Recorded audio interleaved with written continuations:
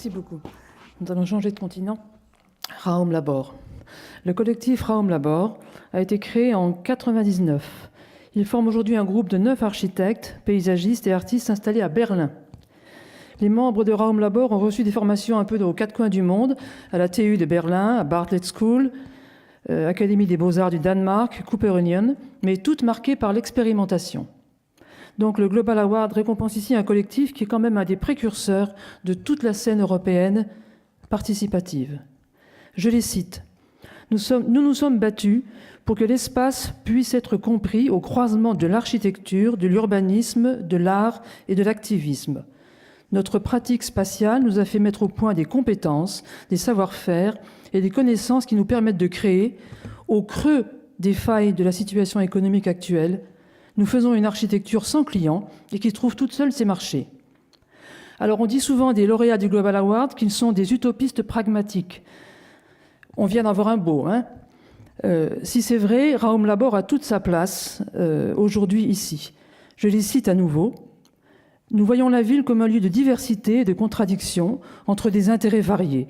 C'est pour ça qu'il est essentiel de connaître les possibilités d'une pratique qui encourage l'utilisation de la ville par la société dans son ensemble. Les processus expérimentaux que nous initions devant pouvoir se développer ensuite dans un cadre économique et politique normal. Ça, c'est la dimension pragmatique de la scène allemande. Alors, si Bunsen Premtada est un maître de la brique, les Raum Labor sont des maîtres du processus.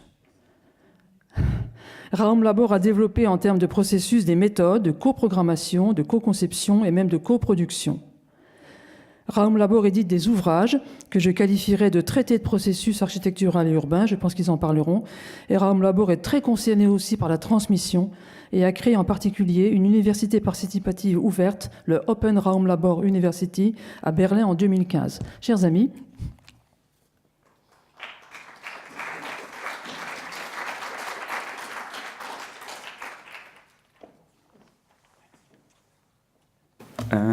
Hi, thanks. Bonjour et merci pour ces quelques mots d'introduction. Nous sommes ravis d'être ici et nous sommes honorés de faire partie de ce réseau grandissant de lauréats du Global Award. Donc merci encore.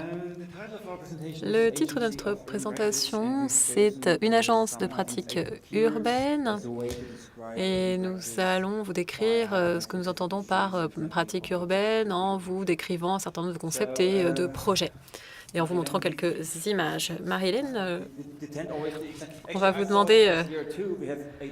je crois qu'on a 80 minutes, hein, c'est ça? Ah non, pardon. Ok, je me suis trompée. Bon, ça valait le coup d'essayer. Alors, tout d'abord, quelques mots sur Raum Labor. Raum Labor, c'est un collectif qui est né d'un intérêt commun dans la production spatiale. C'est vraiment, je dirais, le point commun de notre travail et d'une conception de l'espace comme quelque chose qui n'est pas défini par des murs, mais plutôt comme l'interaction, un endroit d'interaction sociale et l'idée qu'il faut trouver justement des moyens d'interaction avec l'environnement urbain. Notre nom lui-même décrit justement notre approche, l'approche qui est la nôtre. Comme vous le voyez ici, là aujourd'hui il n'y a que Marcus et moi-même, nous sommes en fait 9 architectes. Et dès le début, on s'est rendu compte que c'était un bon cadre pour poursuivre nos objectifs et on essaye de garder ce cadre pour une collaboration aussi informelle que possible, afin de garder la fluidité que nous recherchons et qui façonne nos activités. Et donc, on essaye de travailler de façon collaborative, d'avoir une confiance les uns dans les autres. Ça, c'est vraiment essentiel dans notre approche. Donc, si on se penche sur le parcours de nos architectes, on voit que dès le début, il y avait une approche commune. On essayait d'avoir un haut niveau de flexibilité et en même temps, Raum Labor, c'est un ensemble de membres qui apportent chacun son son parcours, ses idées, ça nous aide à je dirais, faire le lien entre ce qui peut être du domaine de l'idéalisme et du domaine du pragmatisme pour aller vers une approche qui nous est commune. Notre intérêt en matière d'espace nous a amené à nous pencher sur l'architecture, l'urbanisme, l'art et le militantisme. Pour nous, l'architecture est au croisement de tout cela. On peut notamment utiliser des concepts artistiques dans le domaine de l'architecture ou bien utiliser les espaces comme lieux artistiques également.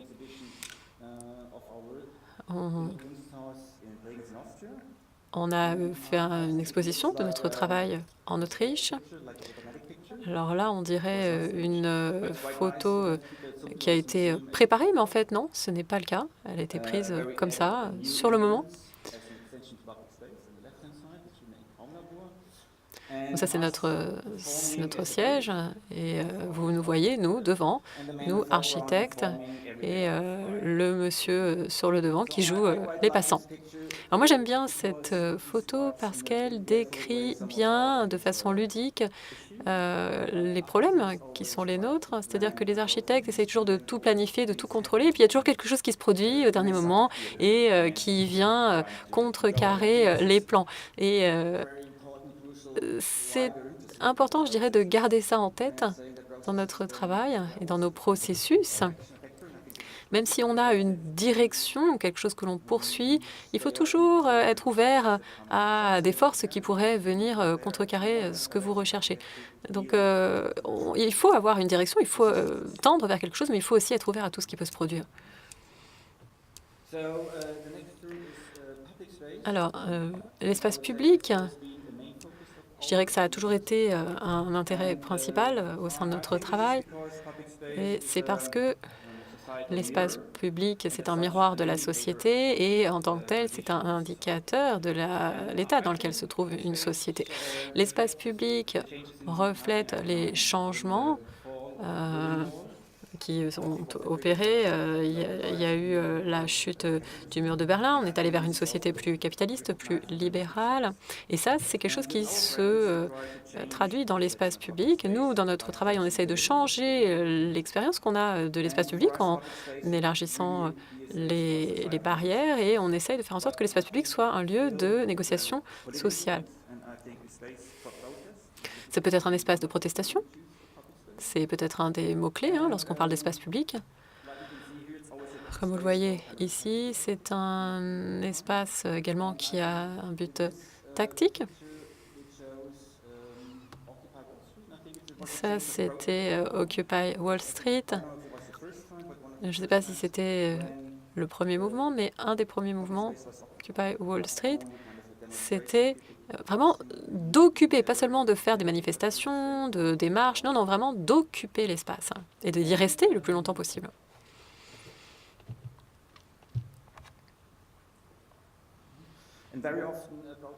Et très souvent, une protestation va de pair avec un symbole important. À Hong Kong, par exemple, il y avait le parapluie. À Hambourg, c'était quoi un balai de toilette qui était le symbole des protestations. En Turquie, c'était un homme debout qui symbolisait la protestation parce que les manifestations n'étaient plus autorisées, donc c'était une façon de s'exprimer, se tenir debout. Et ça, c'est vraiment intéressant de connaître toutes ces tactiques, toutes ces stratégies qui se font jour dans l'espace public. Ça, c'est quelque chose qu'on retrouve beaucoup dans les protestations. Et on utilise ça comme source d'inspiration, de langue. La fumée, c'est quelque chose qu'on retrouve beaucoup. C'est quelque chose d'éphémère qui va, qui vient. On a utilisé, par exemple, dans ce projet, à Tallinn, c'était il y a quelques années. C'était pour la Biennale. Et la fumée crée différents types de relations. Ça souligne le paradoxe du monument. Et ça apporte cela symbolise les changements qui se font jour dans la société. Je crois que c'était en Europe de l'Est, après la guerre froide. Il y a eu des changements qui ont eu lieu dans ce type de pays. Et il y a eu notamment beaucoup de bâtiments qui ont été érigés pendant la guerre froide. Je crois que ce bâtiment était vide lorsqu'on a commencé ce projet. Et l'idée, c'était, vous voyez, au départ, il était dans ce type de contexte urbain avec la statue de Lénine.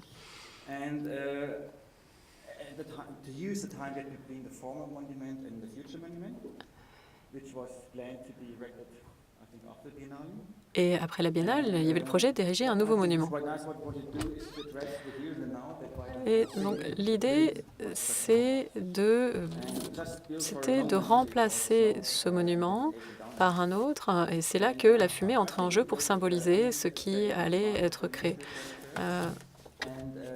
On a monté une maquette devant le ministère des Affaires étrangères. Et on voulait vraiment souligner notre vision de l'espace public. Et ce qui est resté, en fait, de ce projet, c'est une petite carte postale. C'est amusant de voir cette espèce de petit périscope de fumée. Et c'est une carte que l'on peut utiliser pour montrer notre travail. Et cela reflète vraiment le fait que agir dans l'espace public doit toujours prendre en compte l'élément temps. Et c'est essentiel. Maintenant, c'est à vous de nous parler de la situation. Oui, la situation. Eh bien, nous faisons cette conférence en utilisant un certain nombre de mots. Pour nous, c'est une collection de concepts de mots. Et le mot situation, et ça a toujours été un mot important dans notre travail. Pour nous, la situation, c'est un moment social bien particulier qui crée une atmosphère bien particulière. Et via l'architecture, on construit notre avenir, on travaille à des prototypes pour un avenir potentiel et on crée des situations potentielles. On transforme des endroits, on crée des contextes possibles pour induire de l'action. L'action, c'est essentiel pour nous. Le potentiel, l'expérience possible d'un lieu est plus importante pour nous que le concept attaché à ce lieu. Ça, c'est vraiment une de nos croyances essentielles. Et cette expérience, c'est à Halle. Vous voyez sur la photo une ville donc, qui est vraiment découpée en deux parties, la partie moderne et puis la partie plus ancienne. La partie plus moderne a été construite sous l'ancienne Allemagne de l'Est et c'était une des villes fondées par le gouvernement de l'Allemagne de l'Est. On nous a demandé de travailler en 2002 dans cette ville et ça a été une de nos premières commandes. D'ailleurs, c'était vraiment très intéressant pour nous de travailler sur cette ville qui était pour nous une sorte de paradigme du rétrécissement lié à la situation économique de l'ancienne Allemagne de l'Est. Il y avait de nombreux lieux de travail qui disparaissaient et les gens n'avaient plus rien à faire. Ils ne voyaient plus quel pouvait être leur avenir dans cette ville. Donc ils sont partis et la ville qui devait être construite pour 105 000 personnes a commencé à décliner. Beaucoup d'habitants sont partis, les espaces sont restés inoccupés et on a commencé à se demander, mais enfin, que faire avec ce cadre vide qu'il nous reste? Alors nous, on n'a pas considéré la ville uniquement comme une matière de travail, comme une coquille.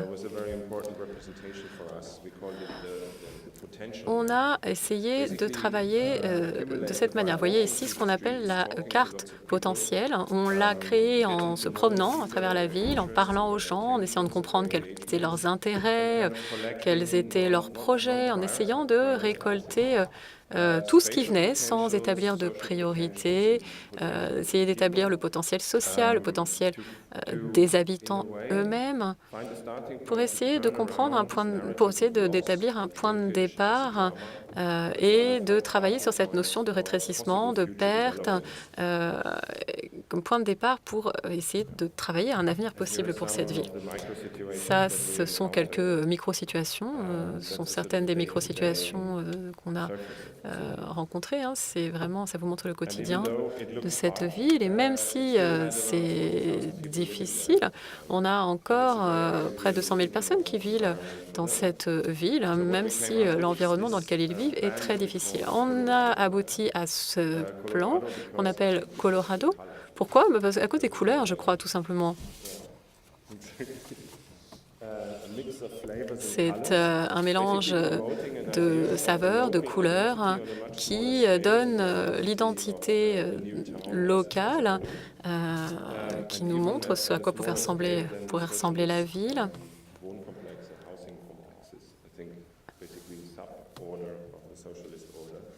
C'est une sorte de sous-ordre par rapport à l'ordre socialiste. L'idée, c'est que avec ce cadre,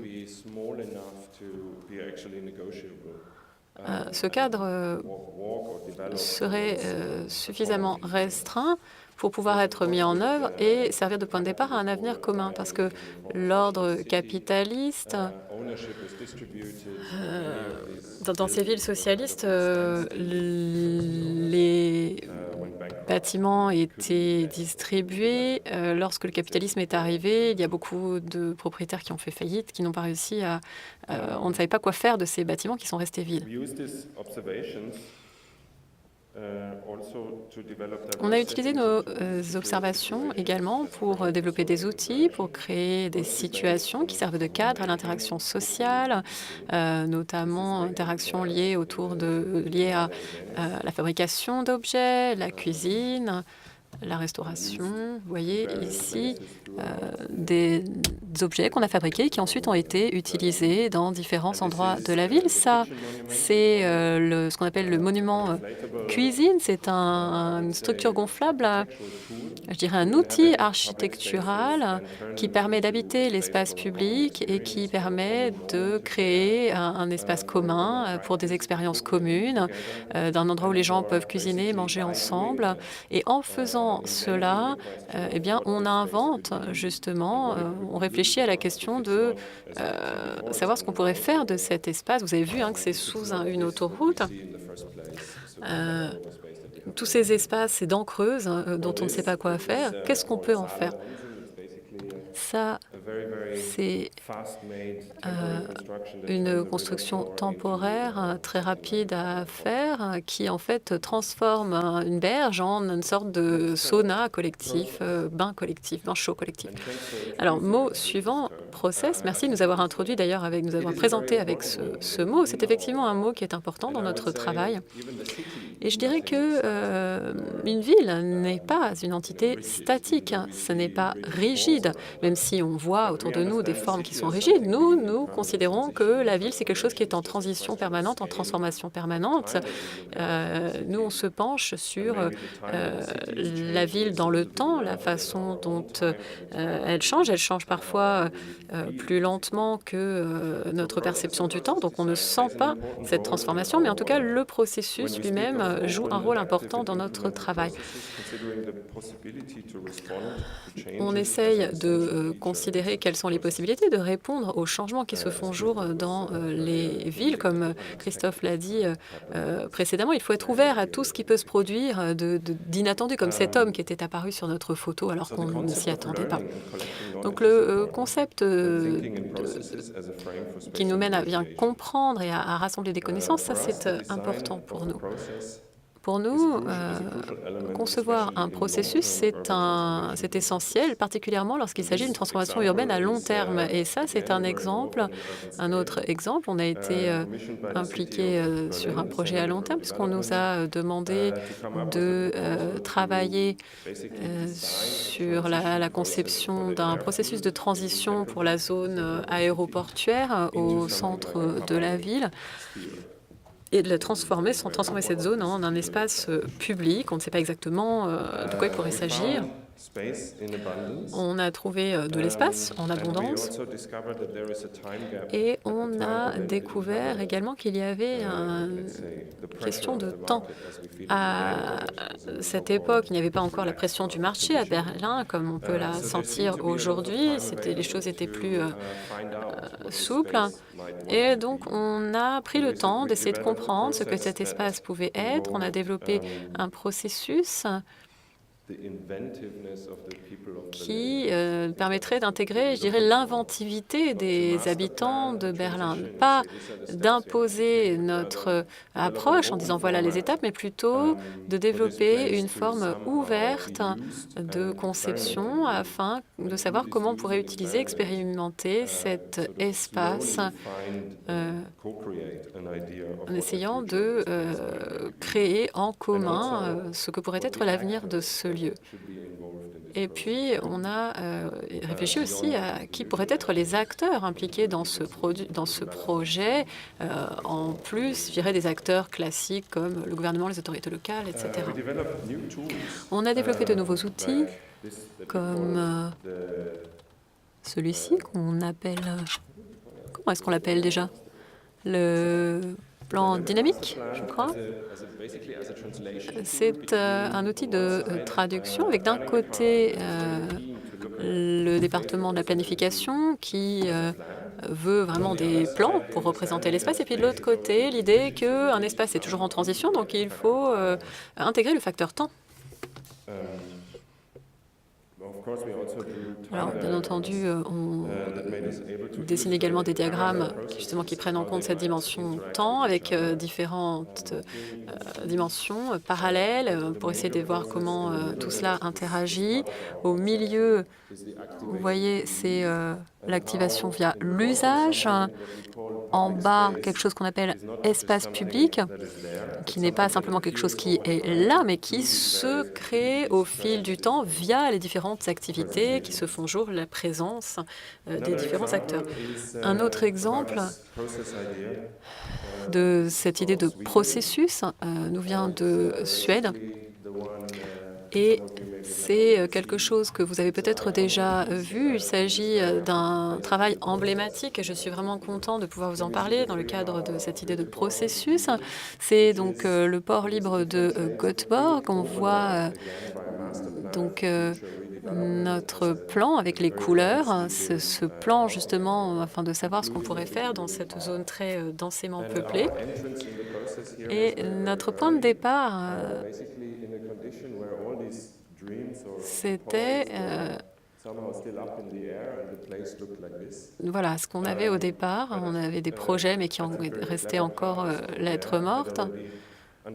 Et il y avait des partenaires malins qui avaient déjà compris que non seulement il est important de planifier et de réaliser, mais qu'il faut également connecter cet endroit au reste de la ville en ouvrant ce lieu à l'expérience publique. Et c'est ainsi que Raum Labor a bénéficié d'une commande pour travailler sur ce site, un programme qui s'appelait Bathing Culture, une culture du bain, et qui visait à connecter la population de Göteborg à cet endroit, à les amener à cet endroit. L'idée, c'était de partager un bain collectif et d'ouvrir l'espace à un avenir possible, à une négociation possible. Ici, on voit Sam qui brandit la maquette de notre travail et c'est vraiment formidable d'avoir ce genre de boîtes qui sont vraiment parfaitement intégrées dans le paysage tout en étant très visibles. Vous voyez, là, on a travaillé avec notre équipe de façon très précise. On a, vous voyez, les détails de notre travail. On a vraiment utilisé les conditions locales. Alors ça peut être vraiment un tout petit détail pour certains d'entre vous, mais si vous aviez été là, vous seriez rendu compte que le vent était très fort, qu'il battait de façon horizontale. Et eh bien, c'est ce type de petits détails qui nous permet d'exister et de mener à bien notre projet dans ce type d'environnement hostile. Vous voyez qu'on a fait une sorte de cheval de Troie qui arrive comme ça au milieu d'un paysage qui n'est pas construit, qui est rude, hein, qui est hostile.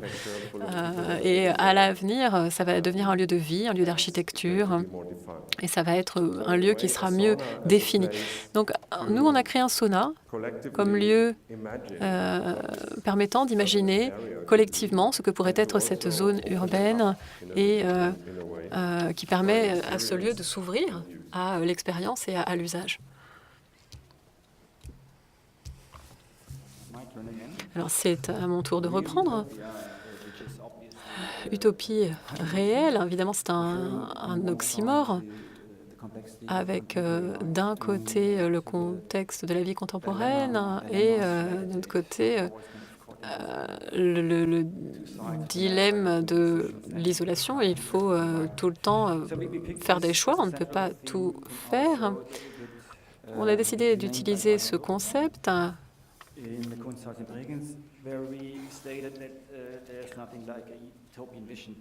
pour nous, aujourd'hui, il n'y a rien de tel qu'une vision utopiste de l'avenir. Et l'avenir, n'est pas forcément quelque chose dont on a besoin d'avoir peur.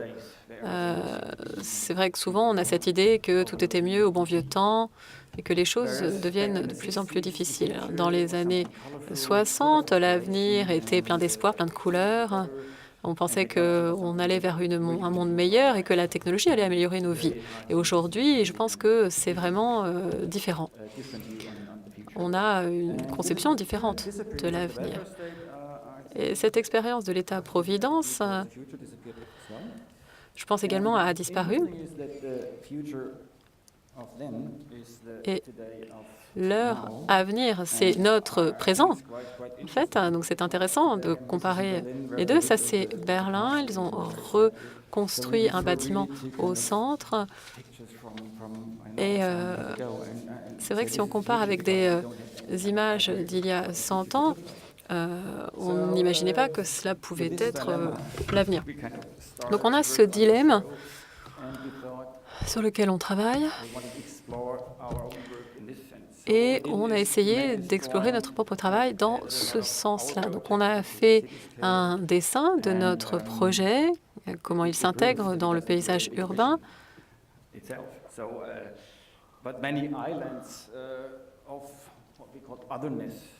On a des îlots d'altérité qui peuvent être justement des utopies. Donc, ce que ça signifie, c'est qu'il faut accepter qu'on ne peut pas résoudre tous les problèmes de la société contemporaine et qu'il faut travailler avec des conditions qui sont ce qu'elles sont et trouver des petites solutions ponctuelles sur des sites bien spécifiques.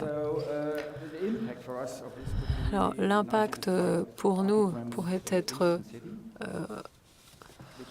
illustré avec ce projet. C'est une ville dortoir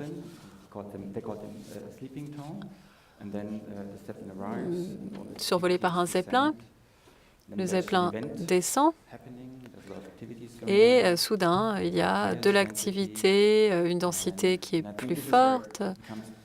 Et c'est là que les choses deviennent intéressantes pour nous, parce que c'est au moment de l'infiltration qu'il se passe quelque chose et qu'on commence à créer des réseaux qui vont fonctionner par eux-mêmes, qui vont animer l'espace.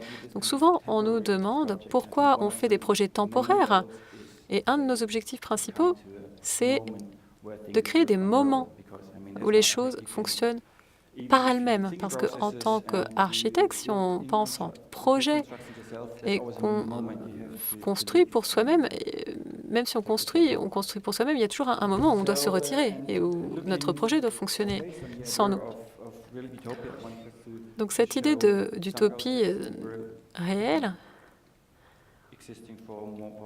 est bien illustrée par ce type de projet. Ça, c'est Open House, qui a été développé en Corée du Sud, à Hanyang.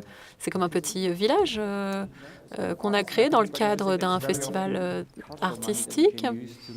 Et ça, c'est vraiment intéressant de voir qu'on peut, avec le budget qu'on avait, qu'on a pu créer ce type de projet. L'objectif, c'était de travailler sur la question de la communauté dans le contexte du développement, d'un développement urbain très rapide.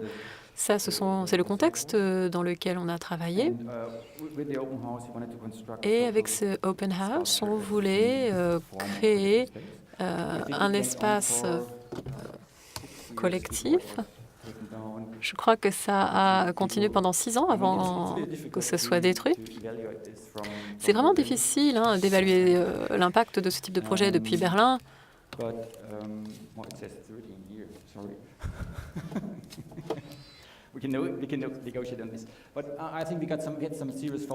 Mais on a eu des contacts téléphoniques, on a vraiment essayé d'encourager les gens à laisser le projet sur place. Mais bon, c'est vrai, il faut accepter aussi que lorsqu'un projet se termine, il se termine. Peut-être parfois, il est mieux de retirer le projet afin de laisser la place à un projet futur. Ça, c'est un projet qu'on a monté en Italie, à Turin, dans la banlieue de Turin.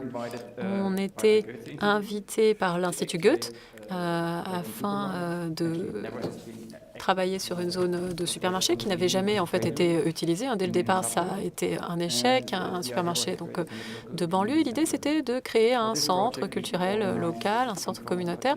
Et on a donc commencé par essayer d'évaluer quels étaient les problèmes, les besoins de cette zone afin de façonner notre programme et d'essayer de créer un espace qui répondrait aux besoins.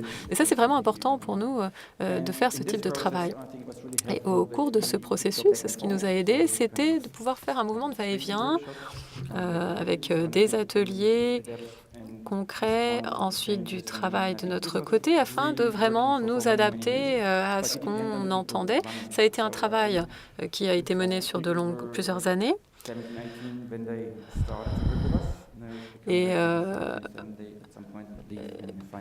Et donc les gens qui avaient commencé à travailler avec nous, petit à petit, certains ont grandi et quitté le lieu. Ça, c'est un opéra, un projet lié à un opéra, quelque chose qu'on a initié nous-mêmes. C'était en 2006 et c'était au niveau de la station de métro Eichbaum. Ça a été développé autour de ce bâtiment temporaire qu'on appelle l'opéra, un bâtiment médiéval. Donc on a travaillé à en faire un espace de rencontre où les gens pourraient interagir. Vous voyez, l'espace qui est vraiment confiné au milieu d'un échangeur autoroutier. Ça, c'est ce à quoi cela ressemble aujourd'hui. Ça a été conçu comme un lieu d'échange, mais ce n'est plus le cas aujourd'hui. Et ce qui était intéressant pour nous, c'était d'accepter le lieu comme il était et d'inviter les gens à venir nous raconter leurs histoires en utilisant le bruit de l'autoroute autour, en utilisant le rythme du métro qui passait. Et tout ça, c'est devenu en fait un opéra en soi. Donc le métro continuait à fonctionner, on entendait du bruit, ça faisait partie du spectacle. Donc c'était en fait une performance artistique mélangée à des bruits quotidiens. 10 minutes. Très bien, il me reste 10 minutes. Alors, un autre terme, récit, narrative, récit. Pour moi, l'utopie, ça a également un lien avec le récit, c'est-à-dire essayer de comprendre ce que souhaiterait une ville, quelles idées on pourrait en tirer. Nous croyons que notre vivre ensemble culturel dans une ville est lié à ces récits. C'est-à-dire qu'on produit constamment, on reproduit constamment des récits dans la façon dont on utilise les espaces, dans la façon dont on interagit les uns avec les autres. Tout ça, ça peut être considéré comme un récit en marche. Donc, c'est très difficile et très spécial de créer de nouveaux récits, de dire on va faire les choses différemment, parce que on a besoin de gens qui soutiennent ce récit et qui amènent leurs propres convictions. C'est également difficile de changer des récits déjà existants, mais c'est quelque chose qui arrive tous les jours. Et lorsqu'on était jeune, dans une société qui était encore dominée par l'État-providence, même si les choses étaient en train de changer, eh bien, on avait ce récit de l'égalité des chances pour tous en Allemagne qui était essentiel, l'idée que le système éducatif devrait donner les mêmes chances à tous, la chance d'aller à l'université, quelle que soit la famille dont vous veniez. On a également vu un changement dans la dualité entre socialisme et capitalisme qui finalement s'est évaporé. C'est le paradigme du néolibéralisme qui a prédominé. On a commencé à entendre des scénarios qui étaient plus liés à la compétition plutôt qu'à l'égalité. Et puis, on a également entendu se faire jour des récits liés à la pénurie, à la rareté, notamment en termes de budget de l'État. Donc ça, ce sont les récits auxquels on a pu être confronté au cours du temps. Et à présent, on voudrait se pencher sur ces récits afin de les utiliser pour construire un terrain commun. C'est quelque chose qu'on essaye toujours de faire, même si c'est difficile, de relier. Alors parfois, ça aide d'utiliser des récits qui existent déjà. Ça, ce sont des silos à grains de Montréal qui datent de l'époque industrielle. Ça, c'est un pavillon où là, encore, on voit des infrastructures, des échangeurs autoroutiers, des ponts. Et à Montréal, ce qui nous a intéressés, c'est ça, c'est-à-dire qu'il y a beaucoup d'eau. Et la façon dont une ville peut être liée à l'eau, dont nos vies peuvent être liées à l'eau, ça nous a intéressés. Le fleuve Saint-Laurent, c'est une force naturelle colossale qui traverse la ville. Et un de nos récits, c'est un des récits qu'on a entendus, une des idées qu'on a entendues, c'est d'économiser l'eau, par exemple, d'éteindre le robinet quand on se brosse les dents ou d'éteindre l'eau quand on se savonne. Et là, on est confronté à une énorme quantité d'eau. Donc moi, je me suis intéressée à ça. C'est de comprendre comment fonctionnait l'eau et les infrastructures liées à l'eau. C'est intéressant de voir tout ce qu'il y a derrière le simple geste d'ouvrir le robinet. Ces infrastructures, ce sont des infrastructures dont on a hérité. Ces infrastructures, c'est quelque chose dont on a hérité des générations précédentes. Là, c'est l'eau qui arrive du fleuve Saint-Laurent. Il y a 6 ouvertures, mais seulement 2 qui fonctionnent. Donc, c'est un système qui n'est pas du tout efficace et on perd 40% de l'eau qui arrive. Ça, ce sont les tuyaux qui transportent l'eau à travers la ville. Et l'eau ne va pas à pleine vitesse.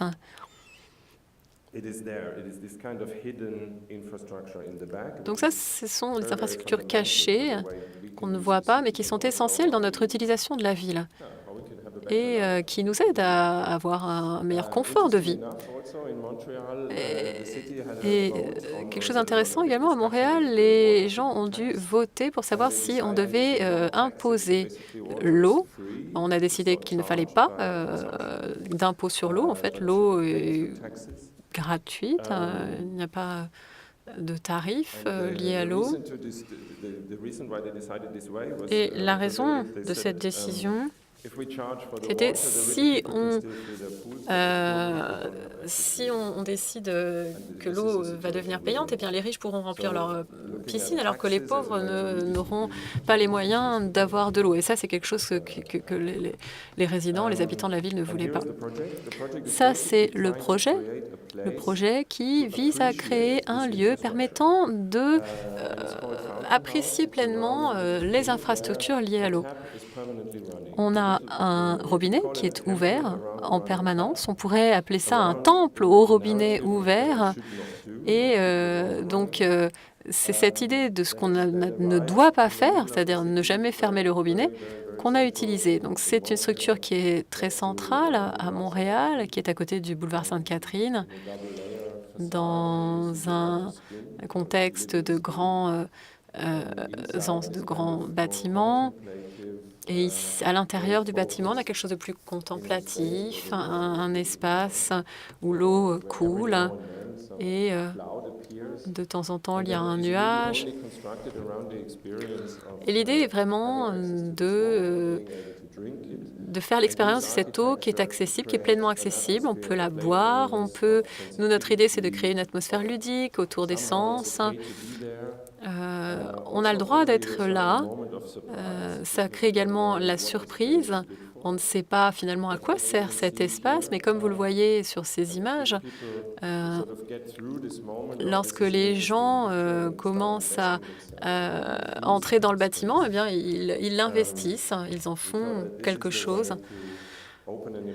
Et on s'est dit que ça pourrait ouvrir une idée, à savoir, ce serait bien d'avoir d'autres infrastructures dans notre ville aussi. Les infrastructures peut-être avaient une autre fin qu'une fin uniquement pragmatique, qui est de pouvoir ouvrir et fermer le robinet.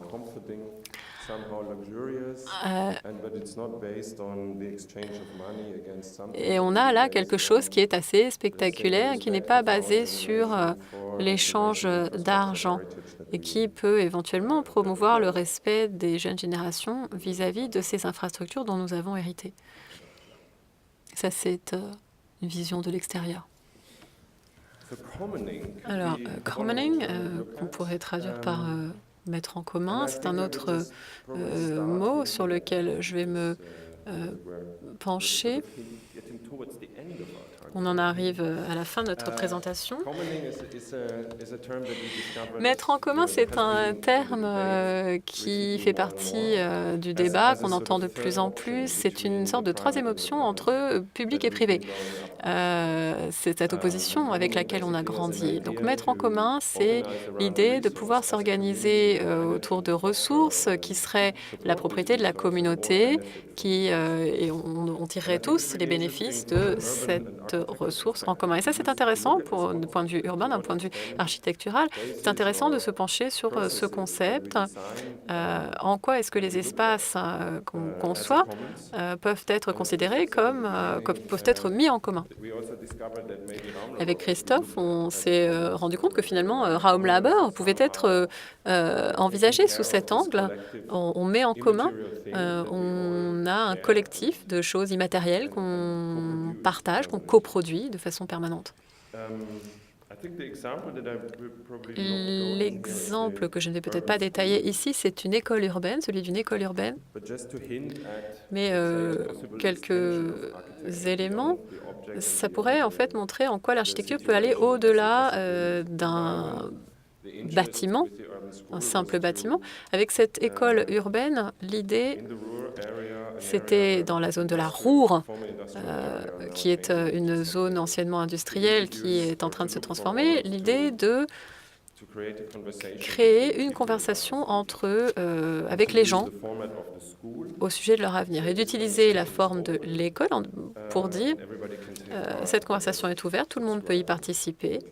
Il suffit de s'inscrire dans une classe. Et je vais peut-être m'arrêter là parce que sinon on va rentrer dans les détails et, avec cet exemple.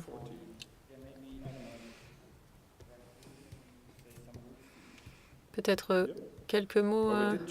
Oui, on a fait des expériences de terrain parce qu'on est allé voir en fait sur place parce que pour nous c'est important de créer des rencontres avec les gens, de créer des rencontres physiques.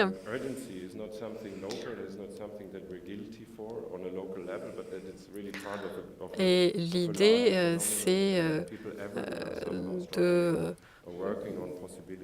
montrer que partout dans le monde, les gens rencontrent les mêmes difficultés. Et ensuite, on a travaillé sur un programme visant à utiliser toute cette connaissance qu'on avait collectée. Il s'agissait d'un cours, mais qui ne se tenait pas entre des murs, qui au contraire était aussi visible, aussi accessible que possible. On allait également dans les centres commerciaux. Pourquoi pas, là vous voyez Antoine de Bellastock qui fait une analyse de la façon dont on pourrait réutiliser l'architecture, ou bien on pouvait investir le dessus d'un parking. Voilà, vraiment différents formats qui nous permettent d'interagir, des structures temporaires également qui accueillaient nos ateliers. On a vu une femme, par exemple, qui pour la première fois utilisait une perceuse, elle était très contente. Ça, c'est une installation qu'on appelle As If, et si, comme si. Et cela interroge ce qu'on veut faire avec les objets. Ça, c'est un banc chauffé dans une zone piétonne de la ville. On a dit, bon, on va l'installer pour un jour et puis ensuite, il va disparaître. Et puis la ville peut ensuite décider si elle veut que ce banc soit installé de façon permanente ou pas. Donc, c'est une sorte d'expérience de test public. On l'a fait une fois et la ville a pris 1 an et demi pour réfléchir à ce projet et à présent le banc va être reconstruit. Donc cette idée de mise en commun, je pense, était illustrée par cette école qu'on a créée, ces cours.